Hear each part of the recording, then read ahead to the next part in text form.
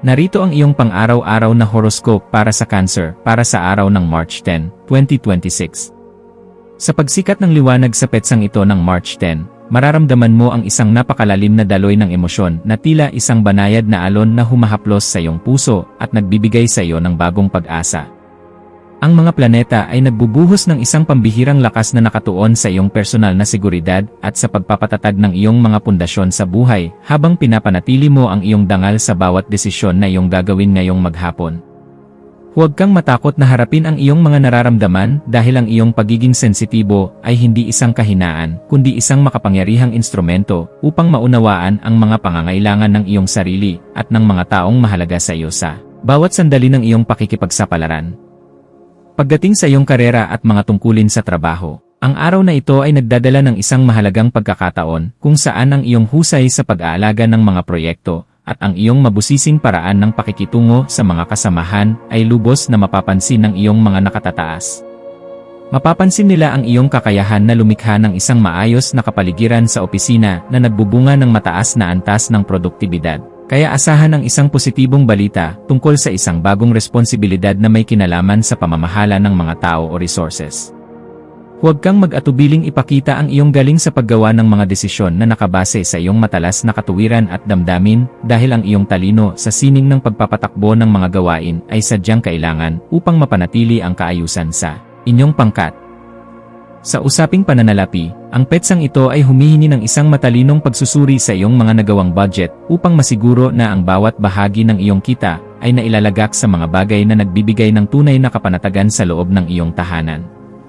Maaaring may lumitaw na oportunidad para sa isang investment na may kinalaman sa mga ari-arian, pagkain, o mga proyektong naglalayong magbigay ng kagaanan sa buhay ng mga pamilya. Ngunit kailangan mong maging mabusisi sa bawat dokumento bago mo ibigay ang iyong buong tiwala.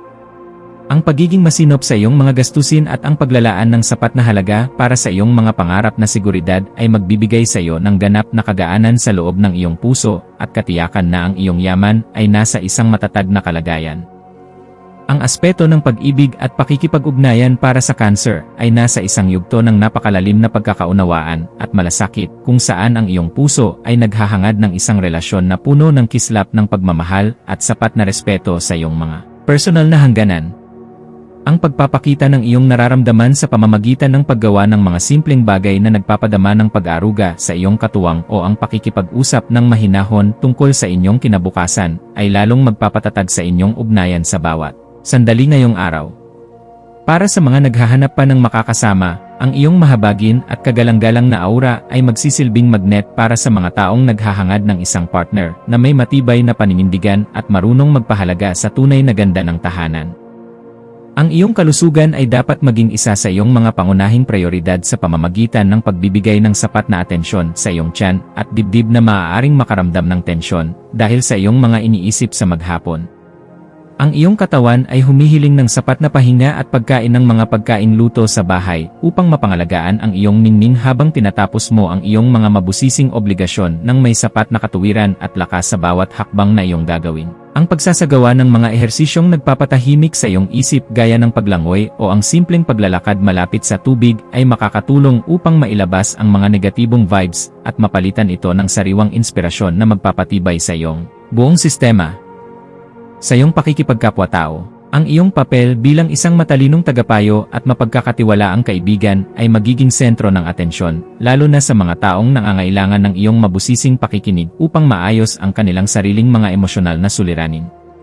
May isang kakilala o malapit na kamag-anak na maaaring lumapit sa iyo upang humingi ng tulong tungkol sa kung paano magiging mas matatag ang kanilang loob sa gitna ng pagsubok, at ang iyong mga salita ay magsisilbing gabay na magbibigay ng liwanag.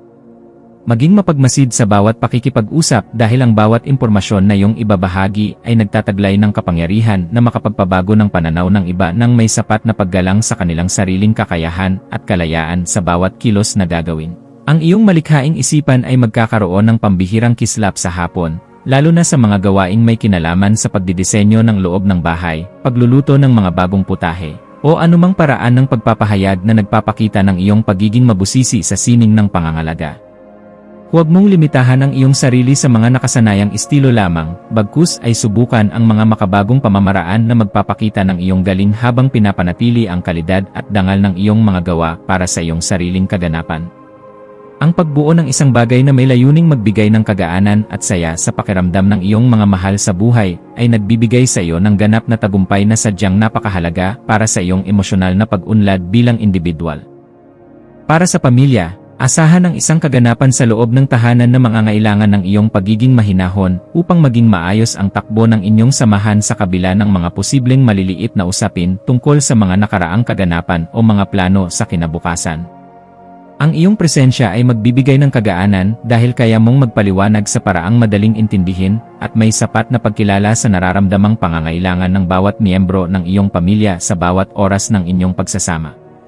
Maging mapagpatawad sa mga pagkukulang ng iyong mga mahal sa buhay at maging isang gabay na laging handang tumulong sa pag-aayos ng anumang aberya. Dahil ang matatag na pundasyon sa loob ng tahanan ang tunay mong sandigan sa bawat hamon na inyong haharapin. Ang iyong intuwisyon ay magsisilbing isang matalas na kumpas sa pagpapasya tungkol sa isang bagong oportunidad na may kinalaman sa iyong personal na paglago o sa pagpapaganda ng iyong sariling kasanayan sa pakikipag-ugnayan sa mga taong may malalim na karanasan. Kung may nararamdamang udyok na ayusin ang iyong kwarto o bumili ng mga kagamitan na magdadala ng higit na kaginhawaan sa iyong paligid, gawin ito ngayon dahil ang daloy ng enerhiya ay pabor sa mga gawaing nagdadala ng bagong simula. Ang iyong panloob na boses ay malakas na nagpapaalala na handa ka na para sa isang mas mataas na antas ng kaganapan sa iyong pagkatao, kaya pakinggan ito, at huwag hayaang ang mga alinlangan ay humadlang sa iyong asenso patungo sa tagumpay. Sa aspeto ng edukasyon at pagkuha ng karunungan, ang iyong isipan ay magiging kasing talas ng isang kidlat na handang unawain ang bawat komplikadong impormasyon upang mahanap ang pinakaugat ng katotohanan sa iyong mga pinag-aralan ngayong araw na ito. Gamitin ang panahong ito upang magbasa ng mga materyales na magpapalawak ng iyong pangunawa sa mga usaping may kinalaman sa kasaysayan, sining, o sa mga paraan ng wastong pamumuhay dahil ang mga ito ay sadyang makakatulong sa iyo. Ang bawat impormasyon na iyong matututunan ay magsisilbing hiya sa iyong isipan, kaya huwag kang titigil sa paghahanap ng liwanag hanggang sa marating mo ang ganap na kalinawan na iyong matagal nang hinahanap para sa iyong seguridad at katarungan. Iwasan ang pagiging masyadong emosyonal sa mga sitwasyong nangangailangan ng lohika at katuwiran upang hindi ka makagawa ng pader na maglalayo sa iyo sa mga bagong pagkakataon na maaaring magpabilis sa iyong pag-unlad sa bawat sandali ng iyong pagkilos. Ang pagpapanatili ng isang balanse sa pagitan ng iyong damdamin at ng iyong pagiging mahinahon sa pagtanggap ng mga puna ay isang kasanayan na dapat mong pagtuunan ng pansin ngayong araw upang mas lalo kang irespeto ng lahat. Ang pagpili sa kung ano ang nakakabuti sa iyong pangmatagalang mithiin nang hindi isinasakripisyo ang iyong mga prinsipyo ay magbibigay sa iyo ng mas mabilis na resulta at mas malalim na kagalakan sa bawat sandali ng iyong pakikipagsapalaran sa mundong ito. Ang iyong espiritual na aspeto ay nangangailangan din ng pagkalinga sa pamamagitan ng paghahanap ng sandali ng katahimikan sa gitna ng iyong abalang schedule upang muling makakonekta sa iyong panloob na lakas na nagbibigay ng direksyon sa iyong buhay. Ang pagninilay-nilay tungkol sa iyong mga tunay na hangarin para sa iyong pamilya at sarili ay magbibigay sa iyo ng sagot kung bakit kailangan mong maging matatag at kung paano mo magagamit ang iyong talino para sa kabutihan. Ang pagpapasalamat sa bawat biyaya, maliit man o malaki, na iyong natatanggap ay magbubukas ng pinto para sa mas marami pang milagro. Kaya panatilihin ang iyong integridad at ang iyong pagiging marangal sa lahat ng pagkakataon na ibinibigay sa iyo sa maghapon habang ikaw ay gumagawa. Maging mapagmasid sa mga dokumento, email, o mga mensaheng iyong matatanggap ngayong hapon, lalo na ang mga may kinalaman sa iyong mga ari-arian o mga legal na usapin sa loob ng inyong komunidad. At siguraduhin na naintindihan mo ang bawat detalye bago ka magbigay ng iyong pagsang-ayon.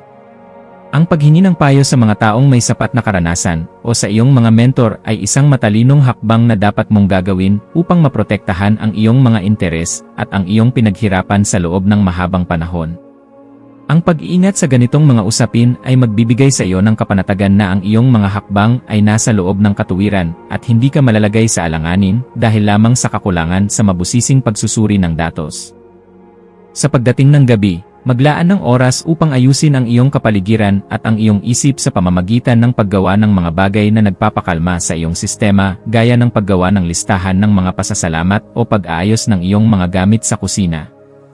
Ang kaayusan sa iyong kapaligiran ay direktang nakakaapekto sa iyong pakiramdam. Kaya ang pagliligpit ng iyong mga kagamitan at ang pag-aayos ng iyong kwarto ay makakatulong upang maalis ang mga tensyon sa iyong isipan na dulot ng sobrang pagpapakapagod. Ang pagpapasalamat sa bawat tagumpay na iyong nakamit sa araw na ito ay magpapanatili sa iyong positibong disposisyon na siyang magsisilbing magnet para sa mas magagandang balita na darating sa iyong pintuan bukas para sa iyong patuloy na ikaunlad at kagalakan.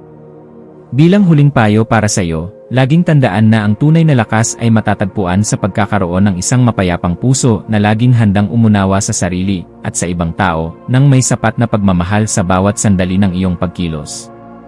Manatiling nakatutok sa iyong sariling landas habang nagpapakita ng malasakit sa mga taong nasa paligid mo, dahil ang kaganapan ng iyong pagkatao ay matatagpuan sa pagbabahagi ng iyong liwanag ng may dangal sa lahat ng pagkakataon na ibinibigay sa iyo. Hayaang ang liwanag ng karunungan ang maging gabay mo sa pagtahak sa daan ng iyong mga adhikain, at maniwala ka na sa bawat pagsusumikap mo na magpakita ng kabutihan, mayroong magandang bukas na naghihintay para sa iyo sa bawat sandali. Ang iyong mga maswerteng numero para sa araw na ito ay 2, 7, at 19. Ang iyong maswerteng kulay ay pilak o puting perlas na sumisimbolo sa kalinisan at emosyonal na katatagan. At ang maswerteng gawain para sa araw na ito ay ang pag-aayos ng iyong mga lumang litrato, ang mabusising paglilinis ng iyong kagamitan sa bahay, o ang pakikipag-usap ng malalim sa isang mahal sa buhay upang muling mahanap ang iyong kagalakan at sigla sa buhay.